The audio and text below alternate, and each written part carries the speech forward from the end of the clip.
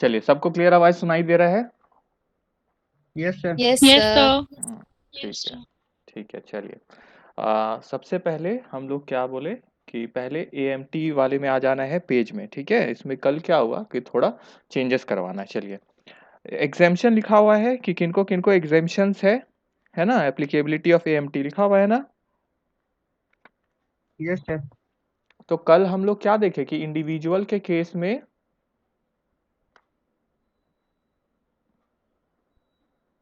कल हम लोग क्या देखे? ठीक है, हम आपको स्क्रीन पे दिखाते हैं। ठीक है, शेयर करते हैं हम स्क्रीन।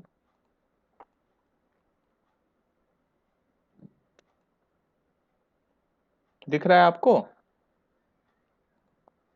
स्क्रीन? Yes sir. देखिए, इसको समझने का जरूरत है। एएमटी वाले पेज पे हैं हम लोग प्रीति, पेज नंबर 484। ठीक है, एग्जाम्शन वाला देख रहे हैं हम लोग। ठीक है, इसमें थोड़ा चेंज करवाना है। देखिए, एक मिनट। हाँ, दिख रहा है आपको ना ठीक से? इंक क्लियरली विजिबल है आप लोग को, है ना? ठीक है, तो पेज 484 है इंग्लिश में। ब्रश चेंज करते हैं इसमें। ठीक है, तो इसमें क्या हम लोग देखे कि एग्जाम्शन किनको मिला हुआ है एएमटी से। एग्जाम्शन यहाँ मतलब क्या है बोलने का? ठीक है, किनको किनको छूट है? तो लिखा हुआ है इंडिविजुअल्स होने चाहिए, इंडिविजुअल है जो, या और क्या लिखा हुआ था बताइए? एचयूएफ या एओपी या क्या है? बीओआई या इसके अलावा और क्या है? Artificial judiciary person. ठीक है, आर्टिफिशियल जुरिडिकल पर्सन। ठीक है, आर्टिफिशियल जुरिडिकल पर्सन मतलब इंस्टीट्यूशन का कोई बात कर रहा है जो कि आर्टिफिशियल रूप से मतलब कानून के द्वारा बनाया गया है। ठीक है, तो उसका लेकिन हम लोग पहले ही देखे हैं कि किसके लिए एएमटी किसके लिए एप्लीकेबल है। एएमटी किनके लिए एप्लीकेबल हो जाता है? एएमटी जो भी नॉन कॉरपोरेट हैं। नॉन कॉरपोरेट मतलब जो कि कंपनी वाले फॉर्म में नहीं है। क्लियर है सबको? बताइए। Yes sir. बाकी लोग बोलिए, नॉन कॉरपोरेट का मतलब क्लियर है ना सबको? Yes sir. Yes sir.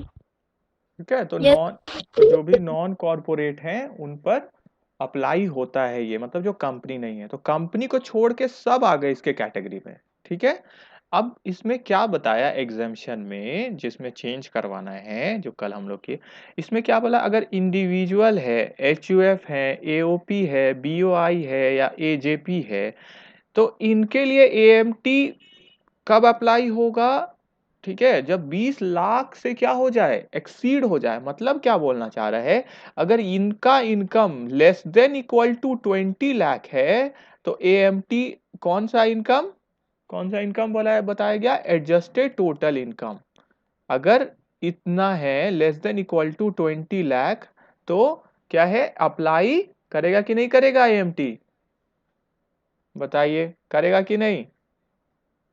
करेगा। गलत। करेगा? सही से पढ़ के बताइए। एक्सीड अगर नहीं करता है, एग्जाम्शन मिल गया ना, वही तो एग्जाम्शन हुआ। क्या हुआ एग्जाम्शन? छूट। तो छूट कब मिल जाएगा? जब कितना हो जाएगा हमारा? अगर इनका एडजस्टेड टोटल इनकम 20 लाख से पार हो जाएगा तब लगेगा ना। तो क्या लिखा हुआ है कि एग्जाम्शन मिलेगा अगर इनका एडजस्टेड टोटल इनकम कितना से ज्यादा नहीं है? 20 लाख। तो इसका मतलब क्या हुआ कि एग्जाम्शन कब मिलेगा? जब एडजस्टेड टोटल इनकम कितना तक रहे? 20 लाख तक। क्लियर है सबको? क्लियर है? फिर से बता रहे, सुनिए क्या बताया गया। फिर से पहला पॉइंट से समझिए। एएमटी किसके लिए एप्लीकेबल है बताइए आप लोग? किसके लिए एप्लीकेबल है AMT? Non corporate tax payer. ठीक है, तो नॉन कॉरपोरेट वालों के लिए एप्लीकेबल है। फिर हम लोग इसमें क्या बताया? एग्जाम्शन बताया। एग्जाम्शन किनको? छूट। एग्जाम्शन क्या होता है? छूट। तो छूट किसको किनको किनको मिला है यहाँ पे? Individual, HUF, AOP, BOI, AJP, इनको छूट है। ये सब नॉन कॉरपोरेट ही है ना? कंपनी है ये सब? बताइए, कंपनी है ये सब? नो। नहीं। तो नो नॉन सर। कॉरपोरेट है तो छूट है। तो लेकिन छूट कहां तक है वही तो लिखा है, अगर उनका एडजस्टेड टोटल इनकम किससे ज्यादा नहीं है, 20 लाख से ज्यादा नहीं है। 20 लाख से ज्यादा नहीं है। ठीक है, ये समझ गए, तब इनको छूट है। क्लियर हो गया, मतलब 20 लाख से ज्यादा है तो अप्लाई हो जाएगा कि नहीं एएमटी इन पर भी? होगा। होगा। क्लियर है सबको, बताइए। Yes sir. Yes sir. ठीक है, यस सर। तो ये छूट किनको किनको है? जो कंपनी नहीं है और जो ये है इनको ही छूट है। अब बताइए, कंपनी नहीं है और क्या क्या होता है, हम लोग पर्सन में पढ़े थे ना, एक इंडिविजुअल होता है, एचयूएफ होता है, एओपी, बीओआई, एजेपी होता है, और क्या क्या था बताइए, पर्सन्स का डेफिनेशन में पढ़े थे ना, और क्या क्या था, और क्या क्या होता है पर्सन्स? पीछे पलट के भी बता सकते हैं आप, बताइए और क्या क्या आता है। फर्म आता है कि नहीं आता है? आता है कि नहीं बताइए? आता है। आता है सर। आता है। ठीक है, फिर इसके अलावा कोऑपरेटिव सोसाइटी आता है कि नहीं? कोऑपरेटिव सोसाइटी कंपनी है क्या? ये ऐसे समझिए ना, ये कंपनी है क्या, फर्म? No firm sir. ये तो अलग हो गया ना, तभी तो फर्म इसको बोला गया। कोऑपरेटिव सोसाइटी क्या कंपनी है? लिखा हुआ है कहीं कंपनी या लिमिटेड? नहीं ना। No sir. ठीक है, लेकिन एलएलपी को एक तरह से कंपनी जैसा ट्रीट किया जाता है, लेकिन एलएलपी एक्चुअली में क्या होता है, लिमिटेड लायबिलिटी पार्टनरशिप होता है वो, और उसका एक अलग एक्ट होता है एलएलपी वाला। ठीक है, एलएलपी एक्ट शायद 2008 था मेरे हिसाब से, तो उसका तो अलग है, तो एलएलपी को भी इसमें शामिल कर लिया। एलएलपी तो फर्म हो चाहे एलएलपी हो, ठीक है, तो इनको इनको छूट देने का बात नहीं किया है, नहीं किया है। क्या बोला, क्या बोला जा रहा है कि इनको ये छूट नहीं मिलेगा। कौन सा छूट? ये 20 लाख वाला। क्लियर हो गया? क्लियर हो गया? 20 लाख वाला छूट नहीं मिलेगा। देखिए लाइन क्या लिखा हुआ है बुक में, देयरफॉर दिस एग्जेम्पशन, मतलब ये जो एग्जेम्पशन है जो कि मॉनिटरी थ्रेशोल्ड पर बेस्ड है, मतलब मॉनिटरी थ्रेशोल्ड मतलब एग्जेम्पशन छूट किस पे है, ये छूट किस पे है, 20 लाख पे ना, है कि नहीं? बोलिए, है कि नहीं? है। ठीक है, तो इन लोग को क्या बोल दिया कि बाकी जो एसएससी हो गए, हम लिखा हुआ है क्या कि इनको ही तो छूट दे रहे हैं 20 लाख वाला। इनको हम कहाँ लिखे नाम, लिखे ही नहीं कहीं नाम लिखा, वही नीचे में बोल रहा है कि बस जो छूट है बस इनको अवेलेबल है, इनको अवेलेबल, ये 20 लाख वाला छूट नहीं है। इसका बोलने का क्या मतलब हुआ कि इनका अगर इनकम 20 लाख से कम भी होगा तो भी एएमटी लग जाएगा कि नहीं लग जाएगा इन पर? लगेगा कि नहीं? लगेगा। ठीक है, लगेगा। ठीक है, ऐसे समझो, चलो ऐसे नहीं समझ रहे हो ना, ऐसे समझो।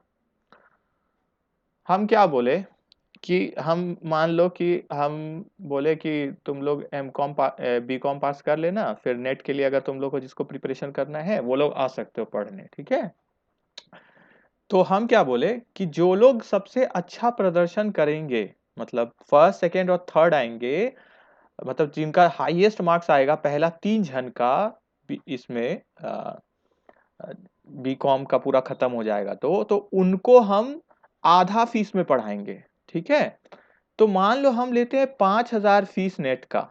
ठीक है, तो प्रोफेसर वाला जो पढ़ाते हैं नेट का, हम तो क्या बोल दिए, पहला 3 के लिए क्या बोल दिए, फर्स्ट 3 रैंक के लिए क्या बोल दिए, आधा 50%। तो बताओ, मान लो, मान लेते हैं, ठीक है, कि प्रीति आई टॉप में, मनीष, फिर गोमती, ये 3 जन आए।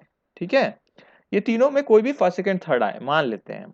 ठीक है, तो इनके लिए 50% वाला छूट किनके लिए है, इनके लिए कि सबके लिए है, बताइए। सिर्फ 3 के लिए। ठीक है, तो वही यहां पे कर रहा है। ये क्या है, एग्जामेशन किनको दिया, बस इनको दिया एग्जामेशन, इनके लिए तो एग्जामेशन का बात ही नहीं किया।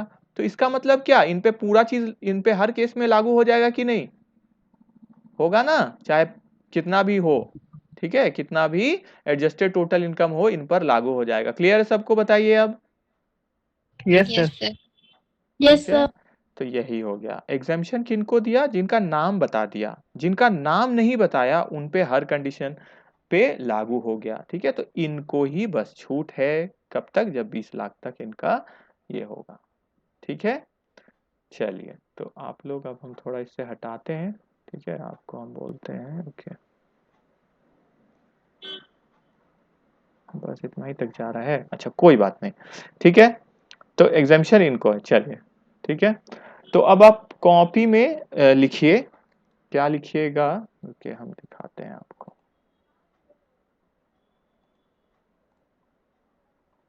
हम कल सेव करके रख दिए आपके लिए।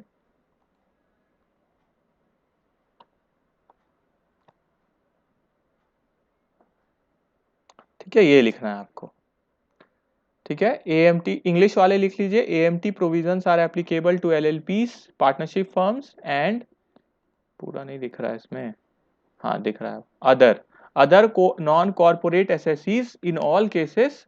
ठीक है, even if adjusted total income is less than ₹20 lakh. ठीक है, AMT प्रावधान सभी मामलों में LLP, पार्टनरशिप फर्मों और अन्य गैर कॉर्पोरेट निर्धारणों पर लागू होते हैं, भले ही समायोजित कुल आय, जिसको एडजस्टेड टोटल इनकम बोलते हैं, 20 लाख रुपए से कम हो। ठीक है, इसका स्क्रीनशॉट भी ले लीजिए ताकि आपको फिर आसानी रहे। लिख लिए? मतलब स्क्रीनशॉट ले लिए, इसको आप लिख भी लेना। ठीक है, याद से लिखना है नोट्स में, आपको इंपॉर्टेंट चीज है ये, क्योंकि बुक में क्लैरिटी नहीं है ना, पूरा क्लियर नहीं किया तो आप हो सकता है कंफ्यूज हो जाओ, तो इसीलिए इसको लिख लेना बेटर है। ठीक है, लिख लिए सब? Yes sir. ठीक है, स्क्रीन Yes, sir. आप स्क्रीन को बड़ा करके ऑटो रोटेट करके जैसे वीडियो देखते हो वैसे कर लो, फिर स्क्रीनशॉट ले भी अच्छा लेके अच्छे से ले सकते हो स्क्रीनशॉट आप। ठीक है, हो गया? ठीक है, चलिए सबका हो गया ना, बोलिए सब। Yes, sir. Yes, yes sir. Sir. Yes, sir. ठीक है, क्लियर है Yes, सबको? sir. क्लियर हो गया कॉन्सेप्ट ये? सर स्क्रीनशॉट नहीं लिए हैं। तो ले लो ना, कहाँ गया है? Yes, sir. ठीक है, Yes, sir.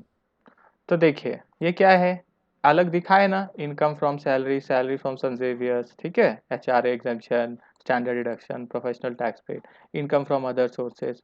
ठीक है, तो इनकम फ्रॉम अदर सोर्सेज ऐसे दिखा है, तो ये ज़्यादा अच्छा लग रहा है कि ये हम लिखे ही नहीं, मान लो ये गायब कर देते, चलो देखो ये गायब कर दिए और ये भी गायब कर दिए।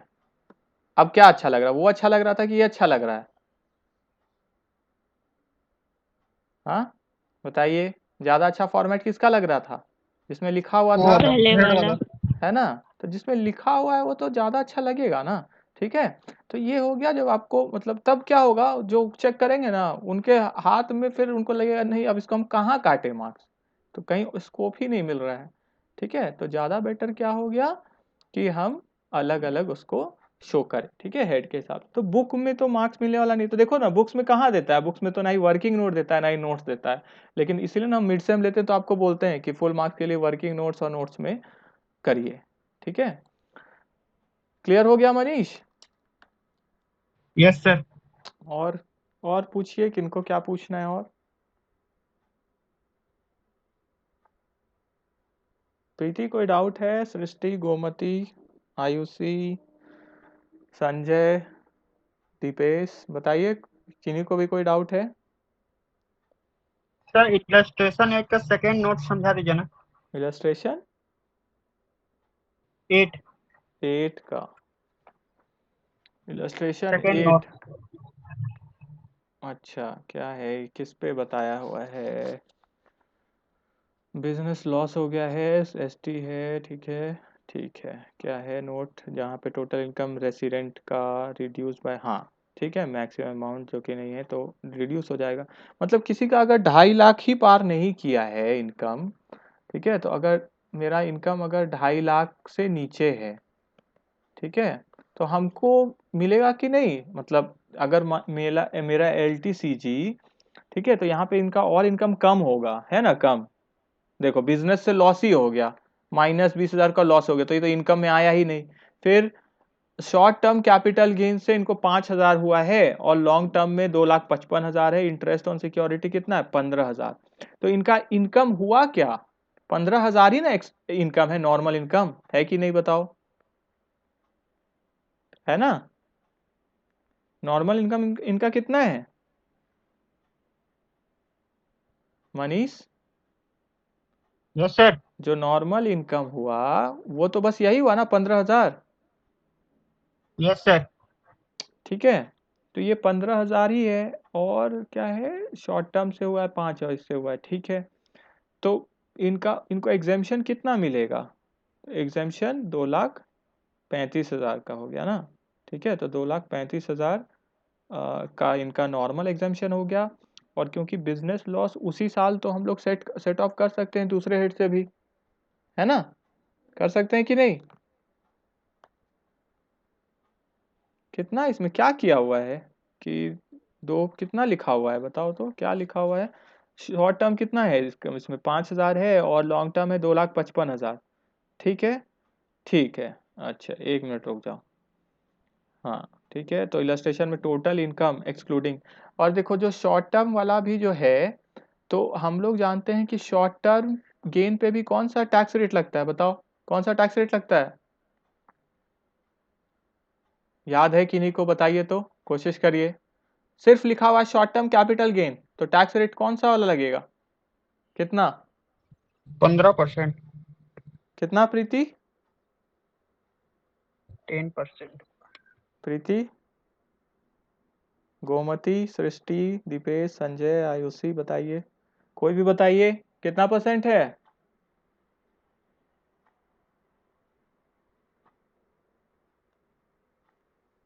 नहीं याद है? शॉर्ट टर्म कैपिटल गेन एक होता है नॉर्मल वाला शॉर्ट टर्म कैपिटल गेन, ये क्या होता है, जो कि, और दूसरा है अंडर सेक्शन 111 ए वाला। यही बस एक अलग है जिसपे कितना लगता है 15%। बाकी ये जो नॉर्मल हो गया तो इस पे कौन सा रेट लगेगा? कौन सा लगेगा? नॉर्मल टैक्स रेट, मतलब कौन सा? स्लैब वाला। ठीक है, क्लियर हो गया सबको? ये यस मतलब सर। इनकम्स में ऐड हो जाएगा, जो नॉर्मल इनकम है ना उसमें ऐड हो जाता है। क्लियर है सबको? लेकिन अगर ये होगा तो ये स्पेशल है, 15% वाला। ठीक है, उसी तरह लॉन्ग टर्म कैपिटल गेन वाला, तो एक होता है 112 और एक होता है 112 ए। तो इसका भी अलग अलग है, एक 20%, एक है 20% और एक है 10% वाला। ठीक है, तो ये अलग है। इसका तो हम लोग जानते हैं 1 लाख तक एग्जेम्पशन रहता है। और उसके बाद फिर क्या है, 1 लाख के बाद का कितना परसेंट था बताइए? आज ही किए हैं, 10% था ना? 10%. ठीक है, यस सर। इसका स्क्रीनशॉट लीजिए ताकि आपको फिर दिक्कत ना हो बाद में भी। हम भी ले लेते हैं, अच्छा है ये। ठीक है, देखो ये सब भी चीज़ ना भूल जाते हैं, जैसे हम भी नेक्स्ट टाइम फिर पढ़े, हमको फिर से एक बार देखना होगा क्या है क्या है, तो स्क्रीनशॉट से क्या होगा, हमको इजी पड़ जाएगा। ठीक है, चलो हो गया। इसको भी आपको कॉपी में लिख लेना चाहिए। और मान लो कि आप पढ़े और आपको लगा कुछ दूसरा पॉइंट मिला, तो उसको भी आपको नोट कर लेना चाहिए कि अगर ये वाला शॉर्ट टर्म गेन होता है तो ऐसे लगता है, वो होता है, या ये वाला लॉन्ग टर्म गेन होता है तो इसके लिए ये नियम है। जैसे इसके लिए अलग ही नियम है, ये इसके लिए 1 लाख तक एग्जाम्पशन मिला हुआ है। ठीक है, लिख लिए, मतलब खींच लिए, इसको स्क्रीनशॉट कर लिए। Yes sir. तो देखो मनीष, तो यहाँ पे तो ये 111 ये वाला नहीं लिखा हुआ है ना इस क्वेश्चन में, तो नो कौन, सर। तो ये हो गया नॉर्मल वाला, तो नॉर्मल इनकम में भी प्लस होगा। तो 15,000 हम इंटरेस्ट से कमाए हैं और 5,000 हम किससे कमाए हैं, शॉर्ट टर्म कैपिटल गेन से। कितना हो गया टोटल? 20,000। ठीक है, टोटल हो गया मेरा 20,000। ठीक है, तो मेरा जो टोटल इनकम है कितना हो गया, 15,000 प्लस 5,000। ठीक है, और पीपीएफ में हम डिडक्शन किए हैं। ठीक है, तो उसका डिडक्शन भी तो हम लोग देखते हैं। देखो जब हम लोग जब पढ़े होगे तो हम लोग क्या पढ़े थे कि जो मिनिमम एग्जाम्पशन लिमिट है वो कैसे निकलता है, मिनिमम एग्जाम्पशन लिमिट ये सब जीटीआई से निकलता है ना, है कि नहीं? जीटीआई अगर यस मेरा सर। 2.5 लाख से, अगर 2.5 लाख तक है तो सब माफ है। जीटीआई का बात होता है, जीटीआई अगर मेरा less than equal to 2.5 lakh है तो यही तो है क्या, एग्जाम्पशन है ये इतना।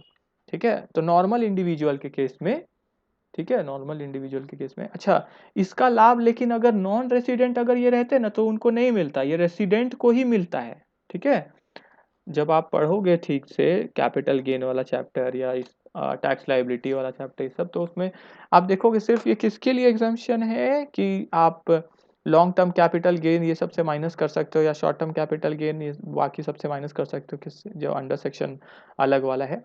तो वो किसके लिए, रेसिडेंट के लिए ही है ये, लेस करने के लिए, मतलब अगर आपका इतना नहीं पूर्ण रहा है तो भी आप लेस कर सकते हो। ठीक है, तो जीटीआई अगर इतना है तो यहाँ पे हम लोग देख सकते हैं कि नॉर्मल, एक तो मेरा इंटरेस्ट से जो इनकम है वो कितना है 15,000, और इसके अलावा शॉर्ट टर्म कैपिटल गेन है नॉर्मल वाला। ठीक है, कुछ लिखा नहीं है तो नॉर्मल हो गया, तो कितना है 5,000। ठीक है, तो इन दोनों को जब हम प्लस किए तो आ गया मेरा 20,000, और इससे हम तो ये क्या हो गया, इतना हो गया, और इससे जब हम डिडक्शन भी लेस करेंगे, क्योंकि जीटीआई तो डिडक्शन के बाद ही ना होता है ये कैलकुलेशन, तो डिडक्शन मेरा पीपीएफ में तो 80C वाला डिडक्शन मिलेगा हमको, तो पीपीएफ में हम कितना डाले हुए हैं, 5,000 हम डाले हुए हैं, तो 5,000 का डिडक्शन जब हम दे देंगे इससे, तो मेरा मतलब अदर इनकम आ कितना रहा है, मतलब एलटीसीजी को छोड़ के 15,000। ठीक है, क्लियर है यहाँ तक, क्लियर यस है? सर। ठीक है, तो 15,000 मेरा आ रहा है। ठीक है, उसके बाद फिर और क्या बताया गया है कि लॉन्ग टर्म कैपिटल गेन मेरा बचा कितना है। ठीक है, लॉन्ग टर्म कैपिटल गेन मेरा बचा कितना है, तो वो कितना बता रहे हैं। ठीक है, कि 255 था, उससे बिजनेस लॉस भी हुआ है। ठीक है, तो business loss long term capital gain था मेरा कितना, 255। ठीक है, तो बिजनेस लॉस जो हुआ है तो लॉस को भी तो पहले सेट ऑफ करते हैं, बिजनेस लॉस सेट ऑफ जब हम कर देंगे 20,000 का, हम लोग पढ़े थे कि नहीं कि उसी साल का बिजनेस लॉस अगर होता है तो वो सेट ऑफ हो सकता है दूसरे हेड से भी, हो सकता है कि नहीं, यस हो सर। सकता है। हो सकता है। ठीक है, तो 235 आ गया। अब बताओ, ये तो खुद 235 है, यहाँ पे लॉन्ग टर्म कैपिटल गेन जो बच रहा है मेरा वो 235 है, और यहाँ पे मेरा जो सारा अलग इनकम था वो 15,000, तो 15,000 और 2,35,000 कितना हुआ, 250। ठीक है, तो 15,000 प्लस 2,35,000 तो 250 हुआ, तो कोई टैक्स लगेगा, नो सर। ठीक है, तो इसीलिए कोई टैक्स नहीं लगेगा। ठीक है, क्लियर हो गया अब? Yes sir. और ऊपर का प्रेजेंटेशन फिर कैसे करेंगे, -20,000 है, 5,000 है, यहाँ 2,55,000 है, तो यहाँ 2,60,000 हो गया, अदर सोर्सेज वाला 15,000 उसमें चला गया, तो फिर इसमें क्या किया हुआ है, ग्रॉस टोटल इनकम 2,55,000 किया हुआ है, और फिर उससे फिर डिडक्शन लेस कर दिया। ठीक है, तो वो सीधे माइनस प्लस करके ही डायरेक्ट ही दिखा दिए। ठीक है, बेटर तरीका इससे क्या हो सकता है, इससे ज़्यादा बेटर क्या हो सकता है, देखो इससे ऐसे कर सकते हैं हम लोग प्रेजेंटेशन, जो कि इससे बेटर होगा, जिसमें सेट ऑफ हमको ऊपर ही में हम दिखा देंगे। ठीक है, देखिए तो क्या करेंगे, ये हम लोग का है इलस्ट्रेशन 8। ठीक है, तो क्या करेंगे हम, मेरा बिजनेस लॉस आया है, पहले तो सैलरी है नहीं, फिर हाउस प्रॉपर्टी नहीं है, तो फिर बिजनेस बिजनेस इनकम। ठीक है, तो income from business and profession. ठीक है, तो यहाँ पे है बिजनेस लॉस। ठीक है, बिजनेस लॉस है, तो हम माइनस में दिखा दिए 20,000 है। ठीक है, फिर मेरा क्या है, कैपिटल गेन्स, तो इनकम फ्रॉम कैपिटल गेन्स है। ठीक है, तो शॉर्ट टर्म है और लॉन्ग टर्म है। ठीक है, तो कितना है, ये है 5,000, ये है 255। ठीक है, 255, तो यहाँ पे हम दिखा दिए हैं 260। ठीक है, लेकिन इसको तो अलग में कर देंगे। ठीक है, चलो तो 255 यहाँ पे दिख रहा है, तो हम ये क्या कर सकते हैं काम ना, ये यहाँ पे 5,000 रहने दे सकते हैं, इसको ऐसे नहीं करके। ठीक है, अच्छा इसको ऐसे कर लेते, 260 आ गया। ठीक है, और फिर हम नीचे में फिर इसको क्या दिखा सकते हैं कि लेस करके यहीं पे। ठीक है, less set of business loss. ठीक है, बिजनेस लॉस। ठीक है, आउटर कॉलम ये रहा, ये यहाँ पे लिखेंगे जो चीज़ लिखेंगे। ठीक है, तो 20,000 यहाँ पे माइनस कर दिए, तो कितना बच गया, तो यहाँ पे लेकिन हमको दिखाना चाहिए लॉन्ग टर्म कैपिटल गेन से, क्योंकि लॉन्ग टर्म कैपिटल गेन से ही हो रहा है, तो ये जो 2,60,000 है इसको अंदर ही लिख के खत्म किए हैं। ठीक है, तो 2,55,000 यहाँ लिखे, 20,000 यहाँ, तो 2,35,000। ठीक है, तो ये बचा है मेरा लॉन्ग टर्म कैपिटल गेन। ठीक है, तो ये हो गया लॉन्ग टर्म कैपिटल गेन, और यहाँ पे भी हम लिख, अब क्या कर देंगे, तो यहाँ पे लिख देंगे set of from long term capital gain, कितना, 20,000। 20,000 खत्म हो गया। ठीक है, तो बाहर में कुछ नहीं गया। ठीक है, तो यहाँ ऐसे हो गया, माइनस खत्म हो गया। ठीक है, और यहाँ 235 हो गया मेरा। ठीक है, और इसका 235 है और ये 5000 है। अब कितना हो गया, दोनों को प्लस करेंगे, ठीक है, 235 और 5000 को। तो इससे बेटर तरीका ये क्या कर सकते थे हम, पहले लॉन्ग टर्म कैपिटल गेन को ऐसे भी दिखा सकते थे ऊपर, ठीक है, ऐसे भी ठीक है, ठीक है। तो ये आ गया 235, ठीक है। अब इसको यहाँ पे कर दो, ठीक है, और यहाँ पे है 5000। आप चाहो तो यहाँ पे भी फिर से शॉर्ट टर्म कैपिटल गेन फिर से लिख सकते हो इसके बिना, 5000 यहाँ पे ऐसे करके। तो यहाँ कितना हो गया, 2,40,000, नहीं 2,40,000 होगा, 20 हटाए तो 35 और यहाँ कितना आ गया 5, ठीक है। तो 2,40,000, ठीक है। उसके बाद फिर क्या करना है बताइए, और क्या है, और कोई इनकम है ना, इनकम फ्रॉम अदर सोर्सेस, ठीक है। तो income from other sources, interest on securities, कितना है, कितना है सिक्योरिटी इंटरेस्ट बताइए, 15,000। 15,000, ठीक है। तो अब इस सबको प्लस करते हैं तो क्या आता है, ग्रॉस टोटल इनकम कितना आया, 2,55,000। 2,55,000, और फिर इससे हम डिडक्शन लेस कर लेंगे। तो डिडक्शन कितना है, पीपीएफ का ना, तो फिर यहाँ पे लिखेंगे 80C और नीचे यहाँ पे क्या लिखेंगे, पीपीएफ, ठीक है। तो पीपीएफ लिख दिए हम, कितना, 5,000, ठीक है। तो 5,000 हम लेस कर दिए, ठीक है। तो कितना आ गया, 250, ठीक है। तो 250 आ गया, तो उस पर कोई टैक्स नहीं लगेगा। क्लियर हो गया सबको, बताइए। Yes sir. तो इसको आप इस तरह से कॉपी में लिख लेंगे, ठीक है, स्क्रीनशॉट ले लीजिए, ताकि आपको इससे क्या होगा ना, प्रेजेंटेशन ज़्यादा अच्छा हो जाएगा, ठीक है। आप दिखा दिए हो सेट ऑफ करके, नोट में भी लिख देंगे कि सेट ऑफ किया गया बिजनेस लॉस को किससे, long term capital. Long term से क्यों सेट ऑफ किए, क्यों किए लॉन्ग टर्म से, क्योंकि इसका हम लोग यूज कर सकते हैं ना, और उसमें सफिशिएंट बैलेंस था, ठीक है। क्लियर है सबको, यस सर। ठीक है। तो इसमें बाहर में कुछ नहीं गया, यहाँ पे बाहर में चला गया 240, और उसके बाद फिर क्या हुआ, इनकम फ्रॉम अदर सोर्सेस वाला जो आया और जीटीआई बनाया, फिर से एटीसी का डिडक्शन दिए, ठीक है। तो इसको आप लिख लें, मतलब कॉपी में इसका प्रेजेंटेशन लिख लेना। लिख लिए सब, बताइए। सर स्क्रीनशॉट नहीं लिए हैं, इसको थोड़ा स्मॉल साइज करिए सर। तो वो अच्छा हम कर रहे हैं, कंप्यूटेशन ऑफ टैक्स लाइबिलिटी का इलस्ट्रेशन 8 है, ठीक है। हम भी इसको सेव करने के लिए इसमें लिख ही दे रहे हैं, ठीक है। चलिए ये हो गया, अब इसको हम थोड़ा छोटा कर देते हैं ना,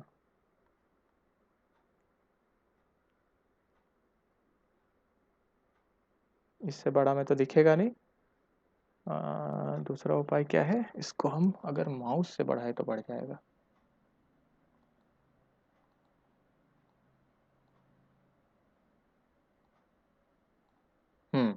अब दिख रहा है आपको सही से, यस सर। ठीक है। स्क्रीनशॉट आप ले लीजिए, कॉपी में बनाओगे तो अच्छा से बना लेना।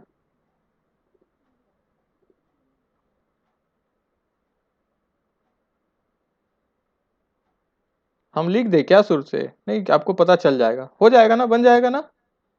यस सर, बन जाएगा। हाँ ठीक,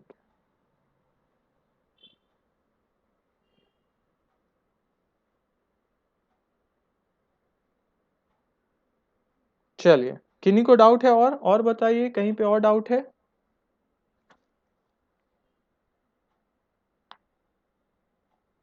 सर LIC पेंशन स्कीम का जो सेक्शन 80 CCD होता है ना। पेंशन स्कीम ना, पेंशन का अलग है, स्कीम का अलग था ना, स्कीम का अलग था, फंड का अलग था और स्कीम का अलग था। तो क्या था उसका, एक तो सीसीडी था ना, सर वो फंड का था। फंड का नो, था, स्कीम का था सर, फंड का था, scheme scheme sir, 80 CCD scheme का। सीसीडी स्कीम का है ना। हाँ तो यस सर। बोलो क्या चीज उसमें पूछना है। सर इलस्ट्रेशन 9 का जो यहाँ लेस डिडक्शन किया सॉल्यूशन, वहाँ पर कुछ गलती लिखा हुआ है इसीलिए। अच्छा देख ले रहे हैं, इलस्ट्रेशन 9 का सर जहाँ डिडक्शन किया वहाँ पर। पेंशन स्कीम है 15,000, ठीक है।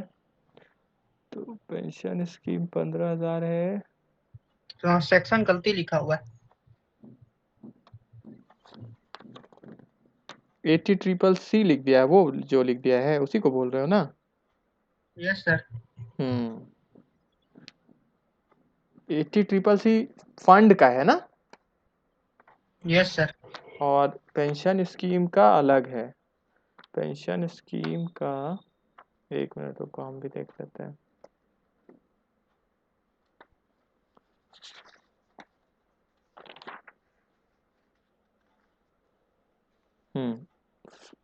फंड का तो अलग है, ठीक है, स्कीम का अलग है, पेंशन स्कीम ऑफ ये या कोई भी। हाँ हाँ ठीक है, तो 80CCC फंड के लिए बोला है ना। अच्छा, LIC का उसमें लिखा हुआ है, लेकिन रुको हम बताते हैं तुमको।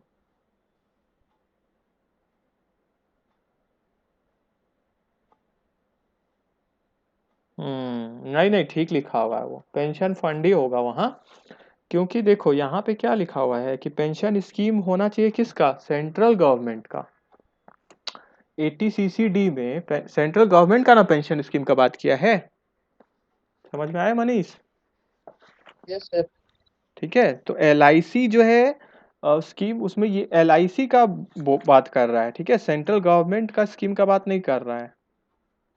ठीक है, क्लियर हो गया? Yes sir. ठीक है, अगर लिखता ना कि सेंट्रल गवर्नमेंट का पेंशन स्कीम है, तब फिर सेक्शन अलग होता। बाकी लोग को क्लियर है, बताइए।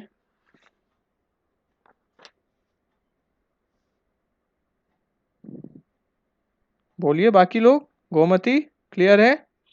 Yes, sir. हम्म, बाकी लोग, सृष्टि, आयुषी बोलिए, बाकी लोग बोलिए, Dipesh, Sanjay. Yes, sir. Ayushi, Yes, sir. बाकी लोग बोलिए।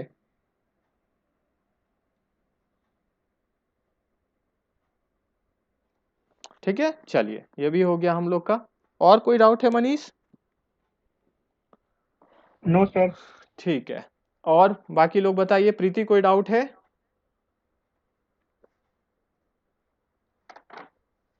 प्रीति, सृष्टि, गोमती, बाकी लोग बोलिए, कहीं डाउट है कुछ? No, sir. चलिए, तो हम लोग रिवीजन स्टार्ट करें। किन्हीं को कुछ पूछना है तो पूछ लीजिए, फिर रिवीजन स्टार्ट करेंगे। कुछ पूछना है किन्हीं को?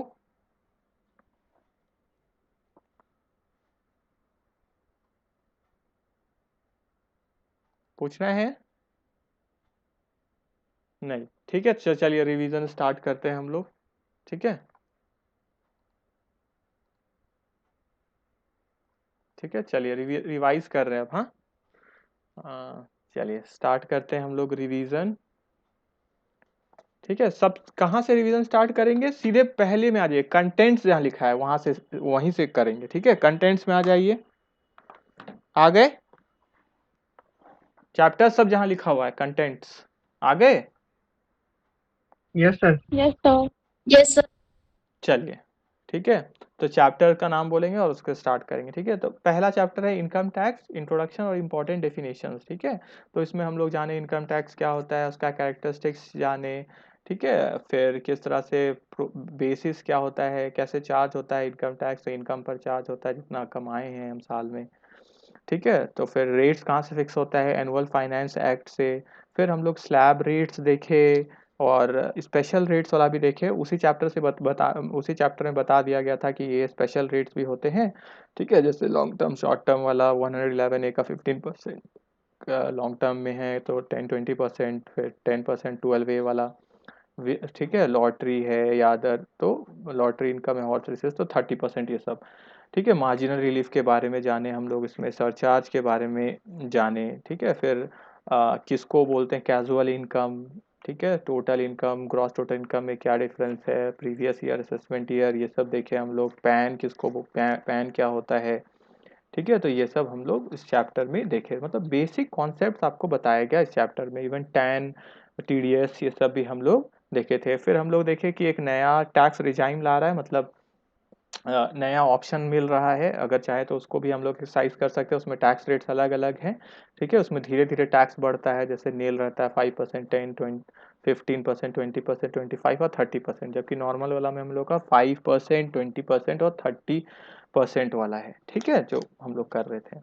तो ये था हम लोग का पहला चैप्टर में, ठीक है। फिर सेकंड चैप्टर एग्रीकल्चरल इनकम आया, तो किसको एग्रीकल्चरल इनकम हम लोग बोलते हैं, ठीक है, किसको नहीं बोलते हैं, और क्या स्टेप्स होता है एग्रीकल्चर इनकम को कंप्यूट करने का। और इसमें हम लोग मेन चीज़ जो पढ़े थे, जो कि आता भी है आपके एग्जाम में, टी कॉफ़ी रबर बोर्ड वाला, कि किस तरह से टी कॉफ़ी का एग्जाम्शन से ये सब निकलता है, ठीक है, तो उस पर भी ध्यान देना है।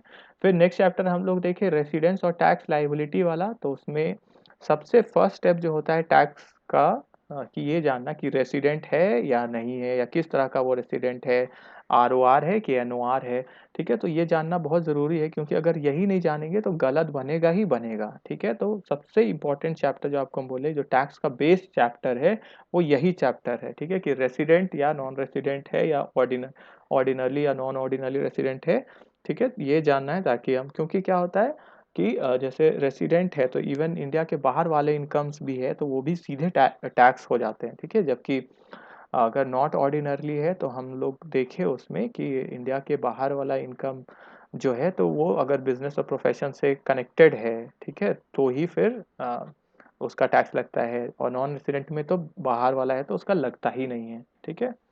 तो रेसिडेंट को ही सबसे ज़्यादा टैक्स देना पड़ता है, ठीक है। निवासी तो उसका क्राइटेरिया था जो, तो उस क्राइटेरिया को हम लोग को जानना है, ठीक है। सबसे पहले हम लोग वही देखें क्राइटेरिया क्या है उसका, ठीक है। तो जो चैप्टर 3 है, आपको पहले भी हम बोले सबसे इम्पोर्टेंट चैप्टर है, क्योंकि यही नहीं जानेंगे तो रॉन्ग बनेगा ही बनेगा, ठीक है।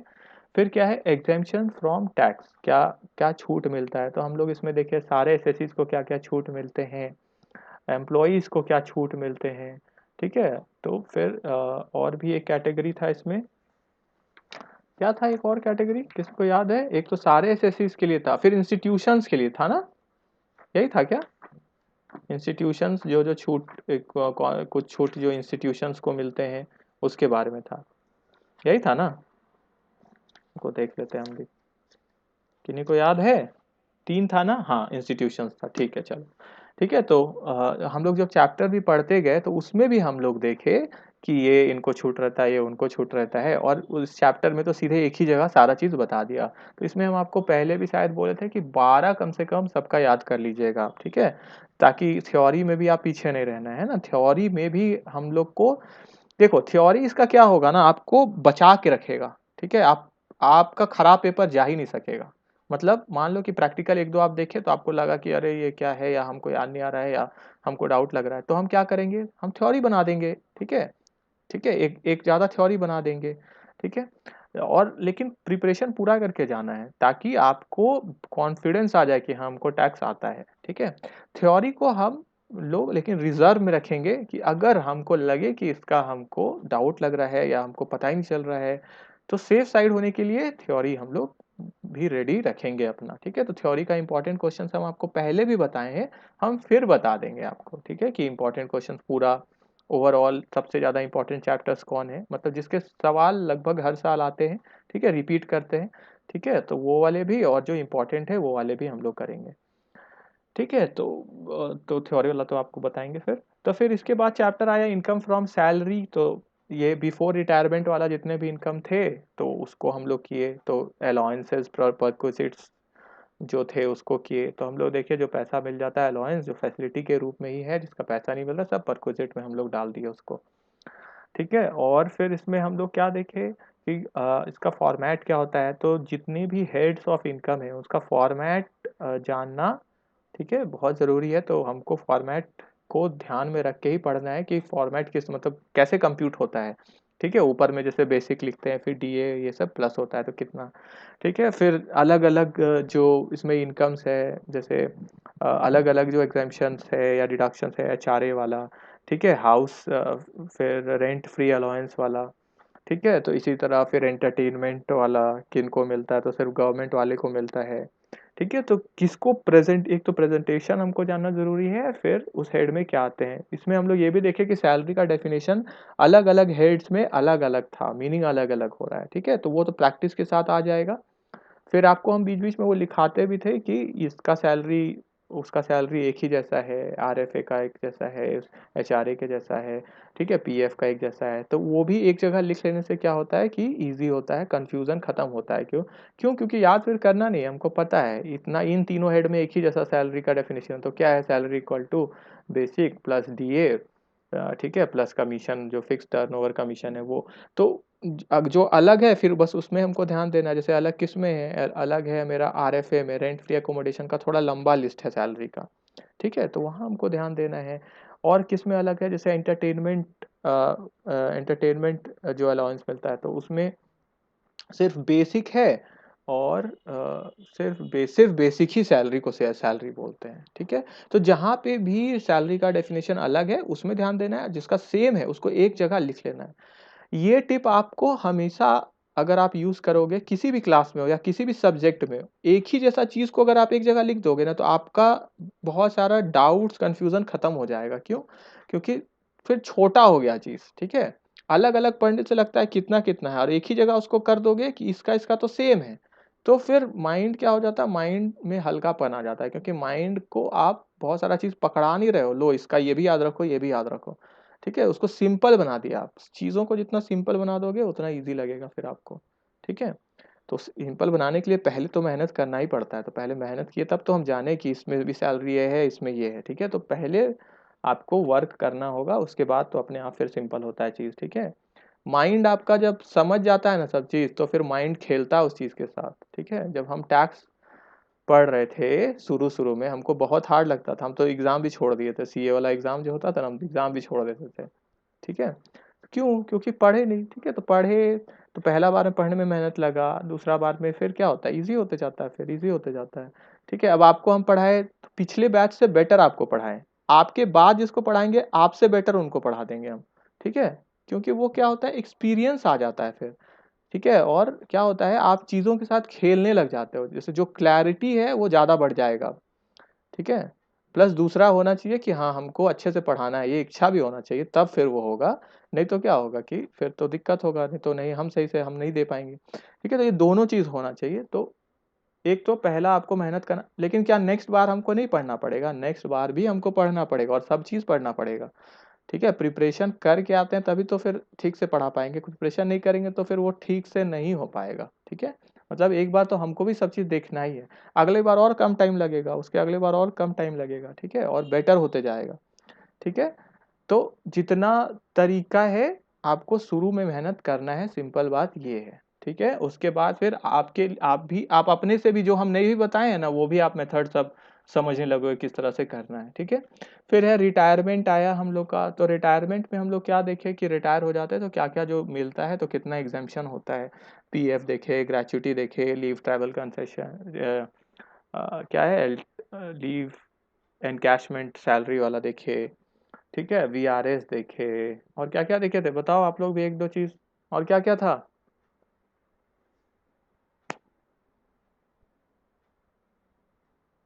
क्या था और बताइए, रिटायरमेंट में VRS था, और क्या था? पेंशन भी था ना? पेंशन था, ठीक है? तो ये सब हम लोग रिटायरमेंट में देखे, तो सबका हमको क्या याद होना चाहिए? हमको कंडीशन याद होना चाहिए कि इसमें क्या-क्या था, ठीक है? तो वो देख लेंगे। फिर इनकम फ्रॉम हाउस प्रॉपर्टी में हम लोग देखें फॉर्मेट, इसमें भी फिर से ज़रूरी है, फॉर्मेट क्या है, ठीक है, तो वो पता होना चाहिए। और फिर इसमें हम लोग अलग अलग चीज़ देखें, जैसे डीम्ड ओनर किसको बोलते हैं, ठीक है, कौन कौन से इनकम को हाउस प्रॉपर्टी का इनकम बोला जाता है, अगर बिजनेस में अगर हम उसको डालें तब हाउस प्रॉपर्टी में वो मेरा नहीं आएगा, ठीक है, वो अलग हो जाएगा। फिर जॉइंट ओनर्स, जब एक से ज़्यादा ओनर होते हैं तो देखें, एक्चुअल रेंट कैसे डिसाइड होता है ये देखें हम लोग, ठीक है, अगर टीनेंट जो रेंट में लिए हैं, अगर वो अपनी तरफ से कुछ पे कर रहे हैं, जैसे इलेक्ट्रिसिटी बिल या अलग से कुछ टैक्सेस दे रहे हैं, तो उनके क्या होगा, वो रेंट को बढ़ा देगा फिर, ठीक है, तो ये सब हम लोग देखें, ठीक है, तो एग्जेम्पशन, इसका एक्सेप्शंस भी कुछ देखे, तो उसको भी ध्यान में रखना है, ठीक है। और फिर हम लोग इसमें क्या देखें कि हाउस प्रॉपर्टी में कि इंटरेस्ट का भी डिडक्शन मिलता है, सेक्शन 24 था। फिर इवन जो प्री कंस्ट्रक्शन इंटरेस्ट है उसका भी डिडक्शन मिलता है, ठीक है। म्युनिसिपल टैक्सेस अगर पेमेंट किए हैं ओनर तभी उनको डिडक्शन मिलेगा, और जितना भी पेमेंट किए, मतलब पहले का भी पेमेंट किए तो भी इसी बार मिलेगा, और आगे सालों का भी कर चुके हैं तो भी इसी बार मिलेगा, ठीक है। तो हाउस प्रॉपर्टी का हम लोग ये सब देखे, तो जॉइंट ओनर के केस वाला पे भी ध्यान देना है। ठीक है, वो सब क्वेश्चन ज़्यादा आता है जॉइंट ओनर वाला। ठीक है, तो उस पर भी, तो उसमें हम लोग क्या करते थे जॉइंट ओनर में, एक ही ये घर पूरा एक ही जन का ऐसा मानते थे और फिर लास्ट में इनकम को बस डिस्ट्रीब्यूट कर देते थे। फिर पीजीबीपी किए, तो पीजीबीपी में हम लोग देखे कि रूल्स था खूब सारा कि ये डिडक्शन मिलेगा, वो डिडक्शन मिलेगा, इसको इनकम मानते हैं। ठीक है, और फिर लेकिन जब हम लोग सॉल्व करने गए तो सॉल्व करना तो ईजी था। ठीक है, जो इनकम टैक्स बोलता है कि प्लस होगा तो उसको प्लस करना है, जो बोलता है माइनस होगा उसको माइनस करना है। तो अकाउंट्स में अगर कुछ कोई चीज़ प्लस कर दिया गया लेकिन इनकम टैक्स बोलता है नहीं नहीं इसको नहीं प्लस करना, तो हटा देंगे। ठीक है, तो उस मेथड से हम लोग इसको बनाए। तो मेनली क्या है, इसमें फॉर्मेट हमको ध्यान में रखना है पीजीबीपी में। ठीक है, कि हम निकाल सके। ठीक है, तो इसमें एक बिजनेस का भी था और एक प्रोफेशन का भी था। तो हम लोग देखें कि प्रोफेशन वाला कैश बेसिस पे भी मेंटेन करने का ऑप्शन रहता है, तो कैश बेसिस पे अगर वो किए हैं, प्रोफेशनल इनकम उस तरह का है। ठीक है, तो कैश बेसिस पे किए हैं तो उसके हिसाब से हम लोग उनका अकाउंट्स को मतलब दिखाते हैं इनकम टैक्स में। ठीक है, तो प्लस माइनस उसके हिसाब से करता है, जितना भी बिजनेस में यूज़ हो रहा है उसके हिसाब से हम लोग उसमें करते हैं। ठीक है, तो इसमें अलग अलग बिजनेसेस के बारे में पढ़ेंगे, तो इसमें भी फॉर्मेट हमको ज़रूरी है। ठीक है, तो जो जिसमें ज़्यादा थ्योरी आ जाएगा तो उसमें आप जल्दी जल्दी पढ़ना, ताकि आपको आप जब सॉल्व करते रहो तो फिर आपको इजी रहे। ठीक है, तो उसको थोड़ा पहला बार में तो आपको टाइम देना पड़ेगा, दूसरा बार में जो लोग पढ़ चुके हैं अब उनको कम टाइम लगेगा, जो नहीं पढ़े उनको तो फिर से टाइम देना ही पड़ेगा। फिर हम लोग पढ़े प्रिजम्पटिव बेसिस वाला इनकम, तो इसमें अलग अलग सेक्शन था। हम लोग देखे कि 2 करोड़ तक वाला है या 1 करोड़ वाला है। ठीक है, तो अगर इस 2 करोड़ कर दिया गया ना, 2 करोड़ हो गया ना प्रिजम्पटिव वाला, बिजनेस के लिए 2 करोड़, 2 करोड़ था ना, याद है कि नहीं को, प्रिजम्पटिव वाला 2 करोड़ वाला पे फिर हम लोग वो 8% 6% ये सब लगाते थे। Yes sir. हाँ, ठीक है, तो 2 करोड़ वाला। और फिर अगर प्रोफेशन है तो प्रोफेशन में कितना था, कितना limit, 50 lakh. 50 lakh, very good, याद है। ठीक है, 50 लाख। ठीक है, तो प्रिजम्पटिव बेसिस में अगर कंडीशंस कंप्लाई करते हैं, मतलब वो क्या करते हैं, प्रिजम्पटिव बेसिस क्या होता है कि आप इनकम अपना कम अपना ज़्यादा आप 8% या इतना कम से कम आपको दिखाना होगा। अगर आप कम दिखाते हो तो आपको ऑडिट कराना पड़ेगा। ठीक है, तो जैसे अभी हम ऑनलाइन कोचिंग पढ़ा रहे हैं, तो अब हमको क्या होगा कि हमको 8% से ज़्यादा अपना शो करना होगा। लेकिन अगर हम सारा अगर ऑनलाइन में ले रहे हैं, हम तो ऑनलाइन में ही लेने वाले हैं सारा चीज़। ठीक है, तो हम तो सारा बैंक अकाउंट के तरफ कर देंगे कि जितना हम पेमेंट कर रहे हैं सब बैंक अकाउंट से कर रहे हैं खर्चा, और इनकम भी जो रिसीव कर रहे हैं बैंक अकाउंट से। तो कोशिश यही करेंगे ताकि क्या होगा कि मेरा जो टैक्स रेट लगेगा वो कम लगेगा। ठीक है, 5%। ठीक है, लेकिन हम दिखाने का मेरा मर्जी है, हमको लगेगा कि नहीं हम ज़्यादा दिखाएंगे अपना इनकम तो हम ज़्यादा दिखाएंगे उसको। ठीक है, लेकिन हम लोग को अकाउंट्स भी उस तरीके से रहना चाहिए। मतलब सिंपल में बोलने का मतलब क्या है कि टैक्स वाले तो हमको बोल दिए कि आप 5% दिखा सकते हो, कम से कम आपको इतना दिखाना होगा। लेकिन हम अपना अकाउंट्स जब बनाएंगे तो मेरा अकाउंट्स में जैसे दिख रहा है, हम अपना बनाए अकाउंट्स और हमको दिख रहा है कि मेरा तो 25% या 30% या 50% प्रॉफिट हो गया, तो हमको अब क्या है, हम दिखा देंगे 50% प्रॉफिट। ठीक है, कि हाँ ये मेरा प्रॉफिट है। तो उससे क्या होगा, मेरा अकाउंट्स भी टैलीड रहेगा। मतलब अकाउंट्स बोलने का मतलब कि मेरा जो पोजीशन है, ठीक है, वो ठीक रहेगा। अगर मान लो कि मेरा प्रॉफिट है एक्चुअली में ज़्यादा, 50% हम कमा रहे हैं, लेकिन हम अगर दिखा दे रहे हैं, बस टैक्स को दिखा दे रहे हैं कि 5%, तो जब तो मेरा कभी इनकम टैक्स वाले लोग देखेंगे तो पकड़ लेंगे, बोलेंगे आपका तो 50% दिख रहा था, आप कैसे 5% दे दिया। तो हम थोड़ी ये बोलेंगे कि रूल बोलता है कि 5%, बोलेंगे रूल बोलता है छोड़िए ना, आपका तो वो दिख रहा है ना। तो रूल तो ये बोलता है कि आपको कम से कम इतना, अगर आप ऑडिट नहीं कराते हो तो आपको इतना 5% तक कम से कम आपको टैक्स देना, लेकिन आपका तो ज़्यादा है। ठीक है, तो और हम भी क्या सोचेंगे कि हाँ हम भी सब चीज़ सही करके रखें, ताकि भविष्य में कुछ भी ऐसा हो तो हम फंसे नहीं। हम क्यों फंसना चाहेंगे, क्यों जाएंगे हम जेल या क्यों फाइन भरें हम, तो आराम से सही सही करके करेंगे। ठीक है, तो जितना आएगा उसके साथ। तो प्रिजम्पटिव मेनली इनकम टैक्स जो आपसे इतना नहीं पूछेगा, ये आपको हम एक्स्ट्रा चीज़ बता दिए, यानी इंटरव्यू या कुछ अलग, ये ज़्यादा कॉन्सेप्ट हम आपको बोल दिए। सिंपल क्या है प्रिजम्पटिव में कि कम से कम उनको 5% अपना या 8%, अगर डिजिटल ट्रांजैक्शन नहीं है तो 8% आपको इनकम दिखाना है। 5% 6% या 8% जो भी है देख लेना आप। ठीक है, तो वो उतना इनकम दिखाना है हमको। ठीक है, नहीं दिखाओगे उतना इनकम, कम दिखाएंगे तो क्या होगा, आपको ऑडिट कराना ज़रूरी है। ठीक है, तो ये हो गया। फिर डेप्रिसिएशन इन्वेस्टमेंट में तो हम लोग देखे डेप्रिसिएशन के बारे में, मेनली तो रेट्स है, इनकम टैक्स का एक अलग रेट चलता है, उसके हिसाब से आपको देना है रेट। ठीक है। कैपिटल गेन फिर हम लोग देखें तो कैपिटल एसेट्स पे कैपिटल गेन लगता है, तो gain long term short term दोनों तरीके का होता है, रूल्स अलग अलग है, निकालने का तरीका अलग है, long term capital gain short term capital gain. ठीक है। इंडेक्सेशन जैसे लॉन्ग टर्म में होता है तो कहीं कहीं मना भी करता है कि इसका आप इंडेक्सेशन नहीं कर सकते हो, जैसे बॉन्ड्स डिवेंचर्स पे बोला कि आप इसका इंडेक्सेशन नहीं कर सकते हो। ठीक है। फिर अलग अलग सेक्शंस हम लोग देखे, कौन कौन सा सेक्शन था, 54 वाला, 54 A B D E C E F. ठीक है। तो ये सब अलग अलग सेक्शन देखे हम लोग, तो जिसमें अलग अलग एग्जेम्पशन किस तरह से आप क्लेम कर सकते हो, ताकि जो आपका कैपिटल गेन हुआ है वो आप उस पर आपको टैक्स ना देना पड़े। जैसे घर वाला है तो घर बना लिए 2 साल के अंदर 3 साल के अंदर, या खरीद लिए हम। ठीक है। तो अलग अलग सेक्शन के हिसाब से अगर हम इन्वेस्टमेंट करते हैं तो मेरा एग्जाम्पशन भी हमको मिल जाता है, मतलब मेरा उतना क्या होगा, टैक्स बच जाएगा, उतना इनकम पे मेरा टैक्स बच जाएगा। ठीक है।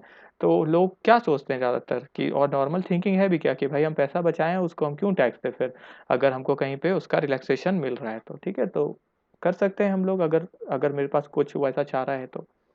ठीक है। फिर इसके बाद कैपिटल गेन हो गया, इनकम फ्रॉम अदर सोर्सेज, बाकी सब जो हेड्स में, चारों हेड में नहीं जाते हैं, अदर सोर्सेज में आते हैं।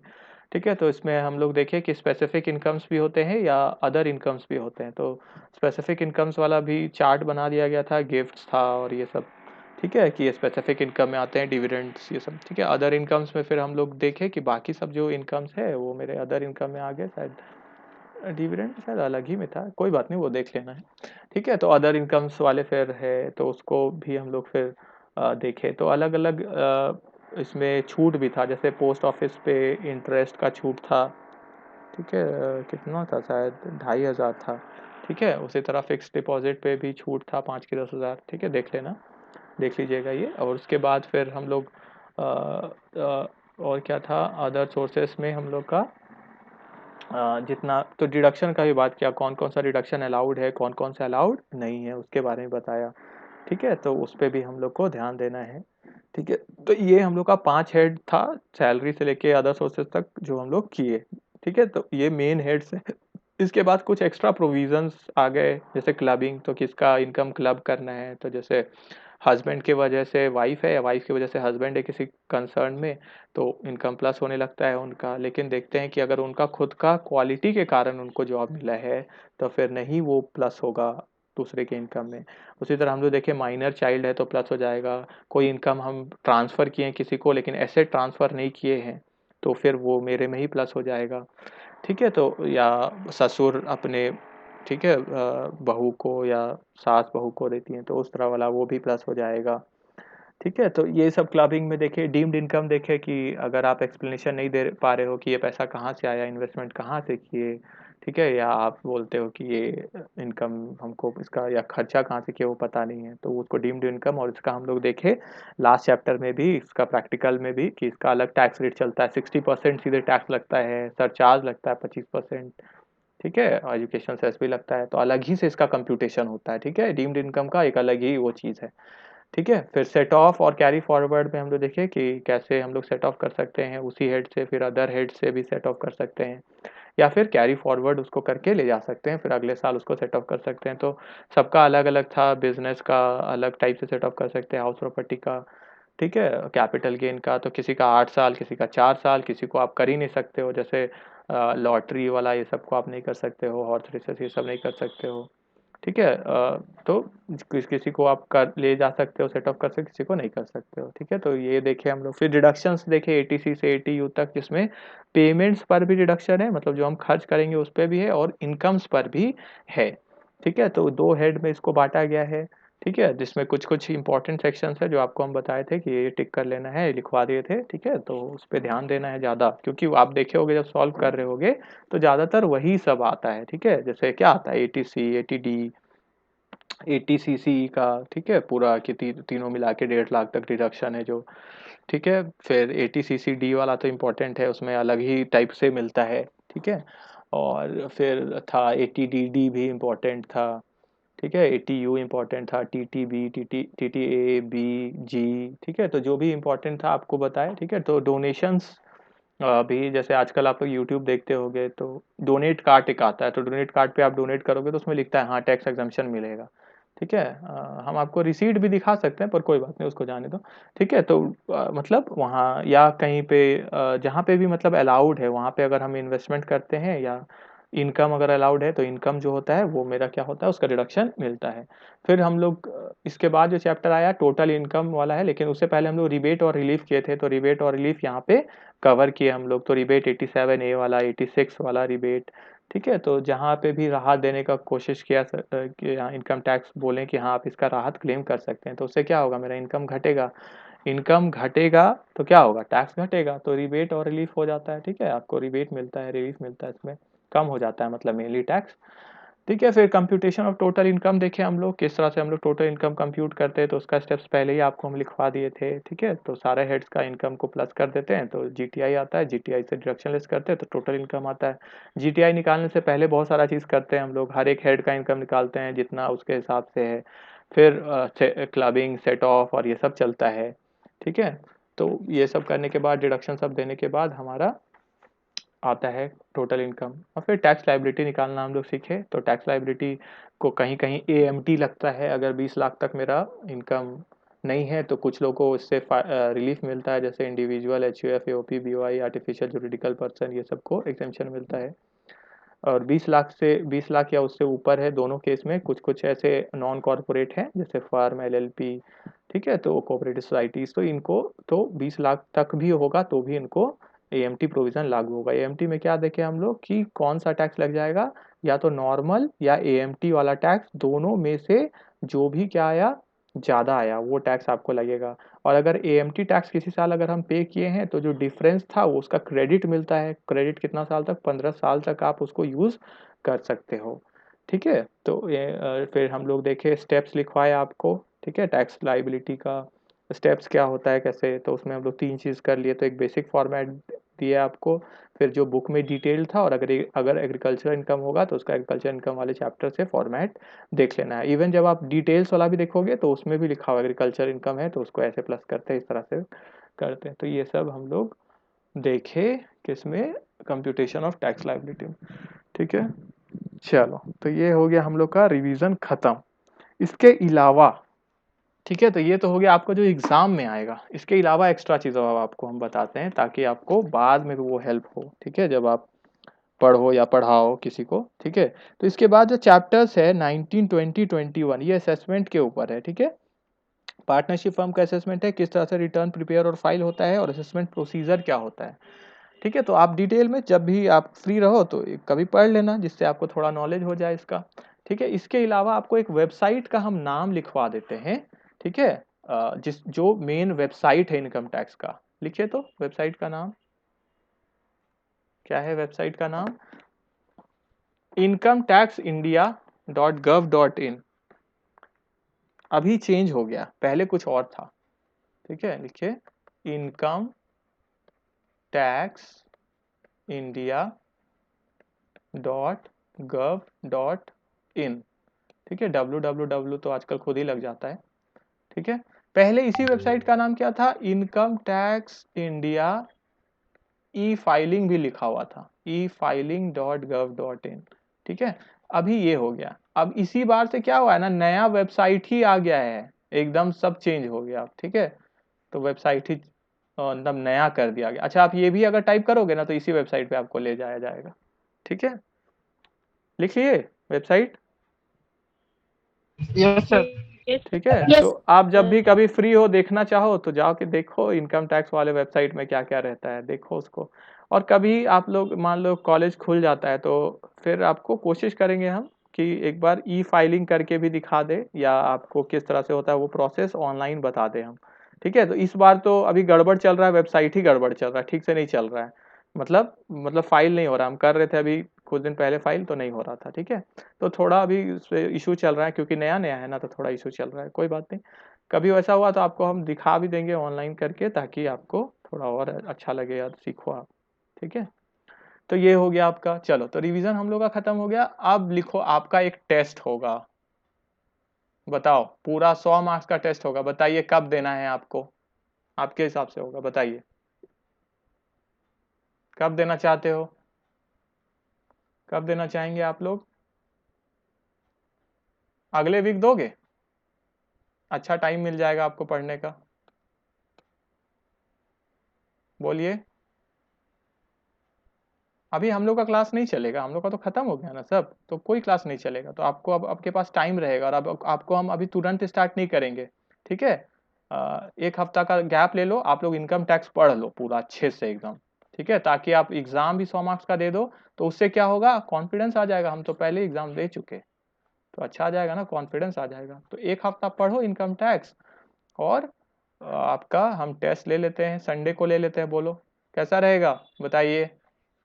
ठीक है सर, संडे। ठीक है ना? बाकी लोग बोलिए, आपके लिए Yes, अच्छा sir. होगा। बाकी लोग बोलिए। Yes, sir. Yes, sir. और लोग हैं, और लोग बोलिए। Yes, sir. Yes, Yes, sir. Yes sir. देखो टेस्ट दे दोगे ना तो क्या होगा पता है, भले ही मान लो टेस्ट उतना अच्छा नहीं जाए, लेकिन एक कॉन्फिडेंस आ जाता है। चलो आपको एक सीक्रेट बताते हैं। अब हम जब सीए का पहला एग्जाम था, सीपीटी था हम लोग के समय, ठीक है? सीपीटी जब हम देने गए ना, पता है मेरा क्या हुआ था, मेरा हालत खराब हो गया था। जो कैलकुलेटर हम लोग को अलाउड होता है सीए एग्जाम में, मेरा इतना पसीना, मतलब अपने आप, क्योंकि इतना नर्वस थे ना हम। ये कंप्यूटर का ना, ये काला काला ये था, क्या बोलते हैं, बटन सफेद हो गया था पूरा मेरा, खाली बस पसीना से, मतलब हाथ में इतना पसीना, क्योंकि नर्वस थे इतना। एक बार ये एग्जाम लेकिन हम दे दिए ना, फिर क्या हुआ, क्या होगा, रिलैक्स एकदम अच्छा लगने लग गया अब हमको, ठीक है? और अच्छा चला भी गया, अच्छा आ गया, ठीक है? डिस्टिंक्शन आ गया, 76% आ गया, बहुत अच्छा आ गया, ठीक है? जबकि प्रिपरेशन उतना नहीं था, पर फिर भी सब चीज़ अच्छा रहा, ठीक है? देखो फिर क्या हुआ, अगला बार एग्जाम हम छोड़ दिए, पीसीसी का हम लोग का एग्जाम था, तो हम तो ध्यान देते नहीं थे, हम एग्जाम का फॉर्म भरे लेकिन एग्जाम ही देने नहीं गए। तो फिर 6-6 महीना में एग्जाम होता है, फिर नेक्स्ट 6 महीना में गए। तो अब हम थोड़ा पढ़ लिए इसको कि अब तो हमको क्या करना होगा, अब तो नहीं तो फिर पीछे हो गए थे ऑलरेडी, मेरे दोस्त लोग तो आगे निकल गए। अब हम छठा, फिर 6 महीना बाद जो एग्जाम होता है उसमें हम गए, ठीक है?